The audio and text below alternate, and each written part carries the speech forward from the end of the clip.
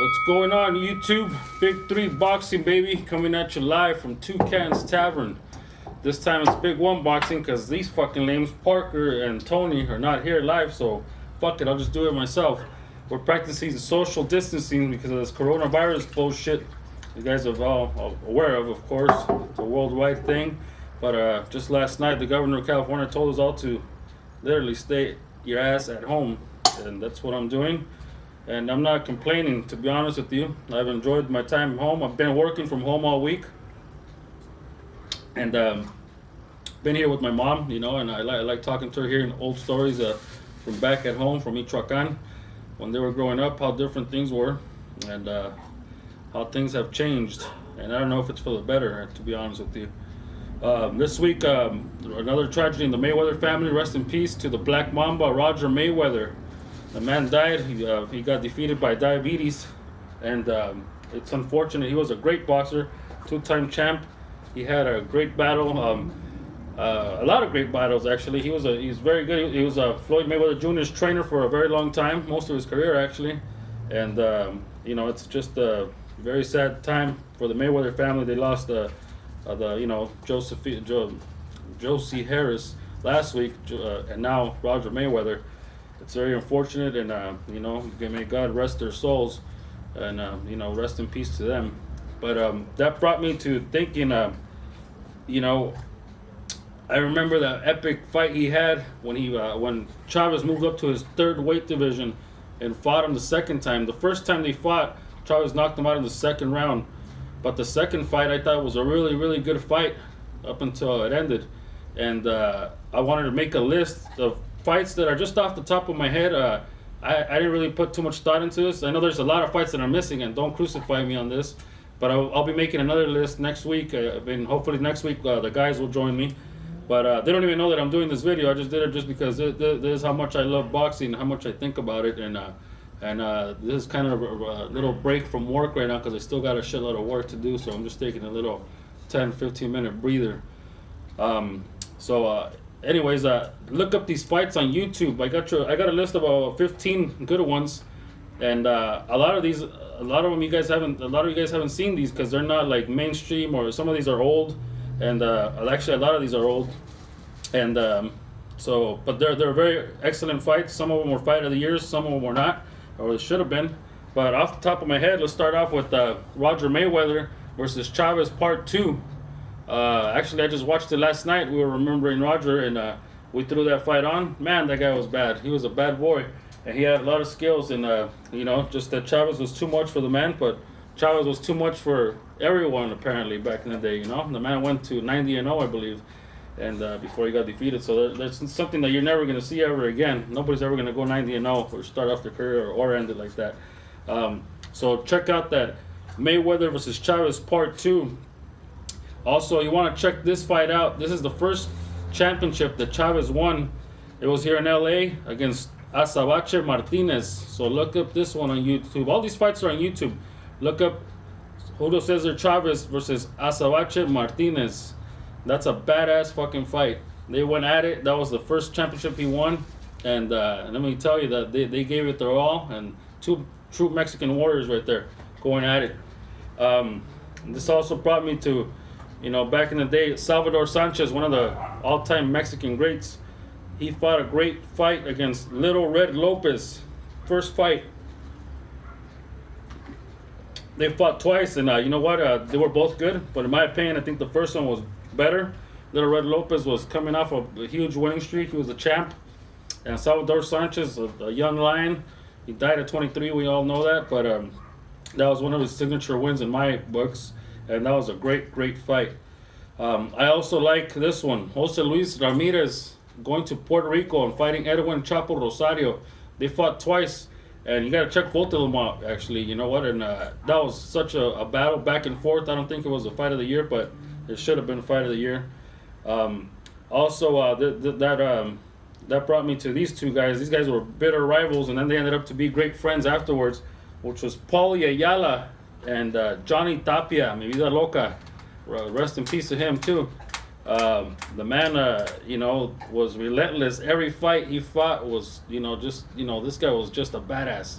and Paulo Ayala was also a badass. And when they clashed, they were both undefeated, I believe, and it was just epic. I think they fought a couple times, but the first one, check that one out.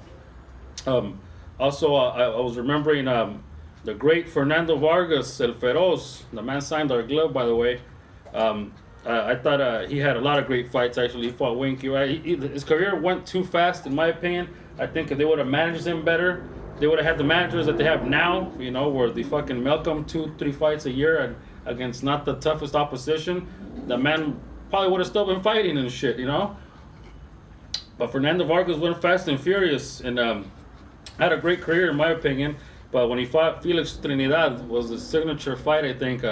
He almost had that fucking fight, you know? And I think we all know the outcome, but it's worth watching again, you know? And that also takes me back to Trinidad. Trinidad was one of those fighters that, you know, he would get knocked down almost in every fucking fight, but then he would come back and knock a motherfucker out. He was, I think, the top 2 Puerto Rican all-time. I like him and Cotto. Of course, there's Wilfredo Gomez, there's Rosario, there's a bunch of them, there's Camacho. But I think Trinidad, for me, is the second best Puerto Rican fighter right behind Cotto. And his fight with Yori Boy Campos, check that one out. Trinidad versus Yori Boy Campos. If I'm not mistaken, Yori Boy Campos was like 50-0 when he fought Trinidad. Trinidad was also undefeated. Great fight. It ends early, but it's worth watching. And that was Trinidad's career. That's what started his championship career, beating the great Yori Boy Campos, which, by the way, is still boxing at like 47 or 48 years old. Unbelievable. Fuck, probably even older. Also, this is a badass fucking fight here. You want to see? I'm sure everybody knows about Corrales versus Castillo, part 1, not part 2, because everybody knows part 2. Castillo just destroyed Corrales, but part 1 was the epic. I think that's fight of the fucking century, if you ask me. And also Corrales versus Casamayor. Remember Joel Cepillo Casamayor? I think that was an epic fucking fight. And Casamayor also had a good fight against Arcelino Freitas, Popo Freitas from Brazil. I haven't even seen another fucking fighter from Brazil come out after Freitas, to be honest with you, a boxer. And or there's a Esquivias guy, but none as the caliber as Arcelino Freitas. The man was a bad boy, and his fights against Casamayor and Corrales, look up those 3 guys right there, and they all fought each other. Casamayor, Corrales, and Freitas. They went like a little round robin. They were all badass fights, all of them worth watching. Just Google that shit, or YouTube does. This is a badass fight that I remember from back in the day. This is what started the Hitman's career, and I'm not talking about Hearns. I'm talking about Ricky Hatton, better known as Ricky Fatton later on in life. But Ricky Hatton, when he came out as a young lion to fight Costa Sioux, the fucking badass Australian fighter. The man was just a beast. He would run through everybody. But Ricky Hatton was a young lion coming up, and that fight right there is what made him. After that, Ricky Hatton was a fucking household name, that's for sure. But Costa Sioux, Hall of Famer, man. That guy is a badass motherfucker. And then also, I was thinking of, you know, there's a lot of heavyweight fights that are epic, but this is one of my favorite. Like I said, I made this list off the top of my head, so I didn't put too much thought into it. And like I said, there's going to be more parts to this, hopefully with the guys next time. I'm just bored right now, and I just fucking had to take a break from my desk because it's a lot of work, man. Work in the mortgage industry, and apparently people have a lot of fucking money right now. They're buying houses up the ass, and also there's a lot of refis, so there's no shortage of work for me right now. I'm going to be working till late at night. The 2 big guys that I was telling you about, Evander Holyfield versus Big George Foreman. God damn, when you see that fight, you just think their heads are gonna start rolling any fucking minute. Those guys just duked it out, you know, and it was a epic fight of heavyweight fight, and I'm surprised that, you know, those guys are still with their brains intact after that fucking fight, and went on to have good careers after that fight too, both of them.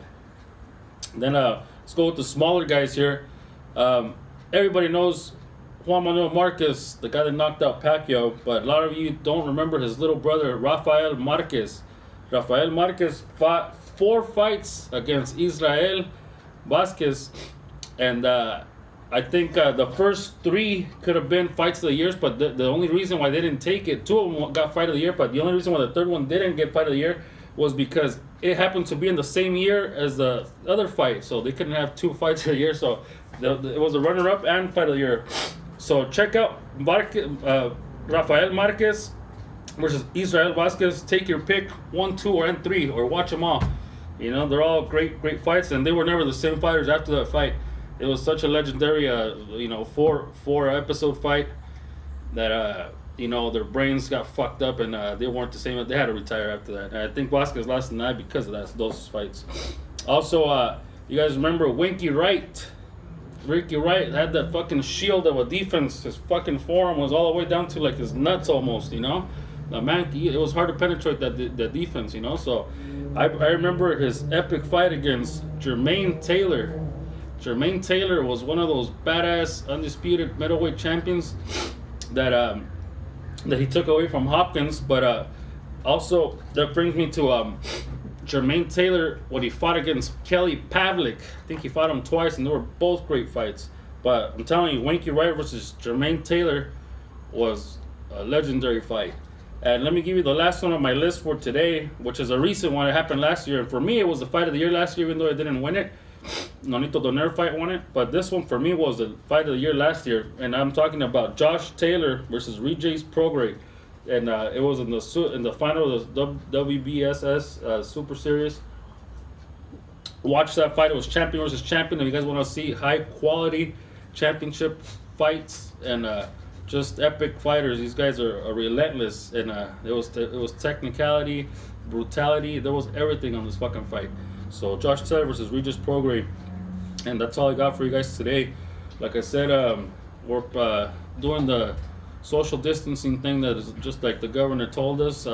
We got to take this seriously, and so it doesn't spread out. And hopefully, we shall pass this. And just everybody be responsible, wash your hands, sanitize it, do whatever you got to do. Hopefully, the guys are here next week, and we fix our camera and our microphone shit. I'm doing this one from our old school one, so we got to get all that together. We got to fix up the Weasel's cantina. But either way, I'm just giving you guys a list of fights. If you guys watch about two of these a day or 3 of these a day, you can knock a week off right there of fights. And there's nothing else to do. You're just fucking sitting there playing with yourselves at home, being bored, or making fucking people mad or something, arguing with your other half or some shit. I don't know what you're doing, but there's something to do. All great fights. YouTube, all of them, they're all there. And some of them are low quality, some of them are high quality, but check them all out.